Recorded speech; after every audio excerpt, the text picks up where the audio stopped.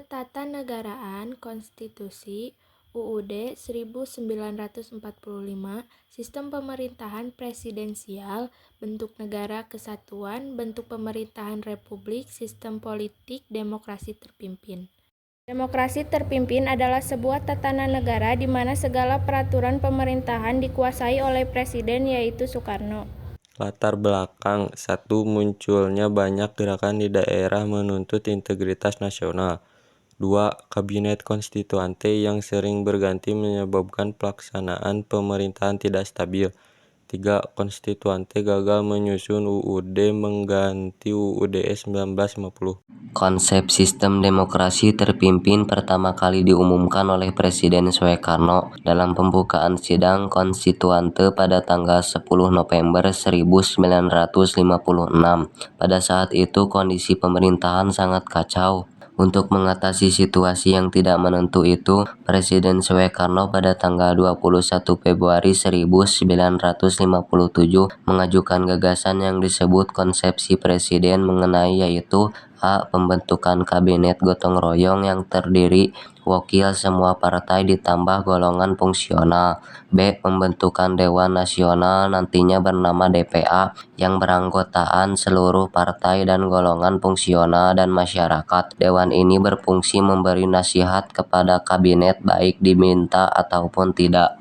Akan tetapi beberapa partai menolak konsepsi presiden tersebut. Pada tanggal 22 April 1954 di depan sidang konstitusi, Presiden Soekarno mengharapkan agar kembali kepada UUD 1945. Harapan presiden ini juga menimbulkan para dan kantor. Akibatnya meskipun sedang bersidang lebih kurang 3 tahun, konstitusi tidak dapat menjalankan tugasnya. Lantas belakang dikeluarkan dari dekrit presiden adalah konstitusi gagal menyusun UUD baru. Maka pada 5 Juli 1959 Presiden mengeluarkan dekrit yang berisi 1. Berlakunya kembali UUD 1945 dan tidak berlakunya UUD 1950. 2. Pembubaran konstituante. 3. Dibentuknya DPAS dan MPRS, tujuannya untuk menyelamatkan dan menyelesaikan masalah negara. Ciri-ciri demokrasi terpimpin menjadi 4, yaitu 1. Dominasi presiden. Presiden Soekarno berperan besar dalam menyelenggarakan pemerintahan. 2. Terbatasnya peran partai politik. 3. Meluasnya peran militer sebagai unsur politik. 4. Berkembangnya pengaruh Partai Komunis Indonesia. Sejatinya era ini sangat berdampak positif karena telah mengembalikan Indonesia pada jati dirinya. Namun selama pelaksanaannya terjadi berbagai penyimpangan inkonstitusional. Kemajuan dan dampak positif. 1. Menyelamatkan negara dari perpecahan dan krisis politik berkepanjangan. 2. Memberikan pedoman yang jelas, yaitu Undang-Undang Dasar 1945 bagi kelangsungan negara. 3. Merintis pembentukan lembaga tertinggi negara, yaitu MPRS dan lembaga tinggi negara berupa DPAS yang selama demokrasi parlemen tertunda. Kemunduran dan penyimpangan-penyimpangan. 1. Pada tahun 1960,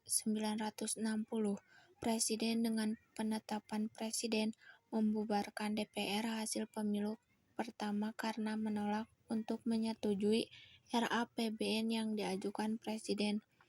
2. Majelis Permusyawaratan Rakyat sementara telah mengangkat Ir Soekarno sebagai Presiden seumur hidup. Hal ini jelas bertentangan dengan Undang-Undang Dasar 45 Bab 3 Pasal 7. 3. Ketua Majelis Permusyawaratan Rakyat dan Ketua Dewan Perwakilan Rakyat gotong royong diangkat sebagai menteri. Tindakan ini bertentangan dengan Undang-Undang Dasar 45, sebab kedudukan DPR selaku lembaga legislatif sejajar dengan kedudukan Presiden selaku eksekutif.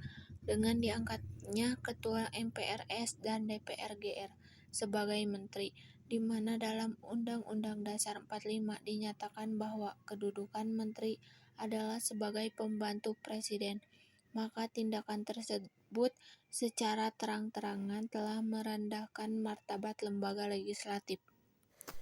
4. Membuat poros Jakarta, Peking, Pyongyang jelas menyimpang dari politik luar negeri Republik Indonesia yang bebas aktif. 5.